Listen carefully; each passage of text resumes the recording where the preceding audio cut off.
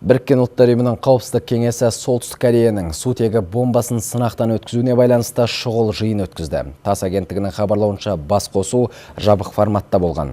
Күн тәртібінде Пхеньянның іс-әрекетіне қарсы қандай шаралар қолданылатындығы қаралды.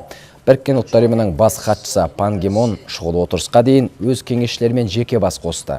Бас хатшы сынақтың Біріккен ұлттар ұйымы қауіпсіздік кеңесінің қарарларына сәйкес келмейтіндігін айтып, Пхеньяннан ядролық әрекеттерді тоқтатуды талап етті. Естеріңізге сала кетейік, кеше Солтүстік Корея сутегі бомбасын сынақтан сәтті өткізгені туралы мәлімдеме жасаған болатын. Жаһанға жария етілген бұл хабарда ақш-тың салқын саясаты тыйылмайынша Корея Халық Демократиялық Республикасының ядролық бағдарламалардан бас тартпайтын айтылған.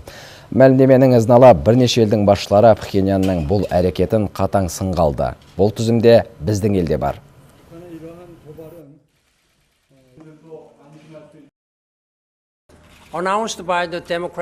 Корея Халық Демократиялық Республикасы мәлімдеген жерасты ядролық сынағы барлығымызды алаңдатады. Бұл әрекет қауіпсіздік кеңесінің бірнеше қарарына қарама-қайшы. Сондай-ақ бұл сынақ халықаралық ядролық сынақ жөніндегі ережелерге сай емес.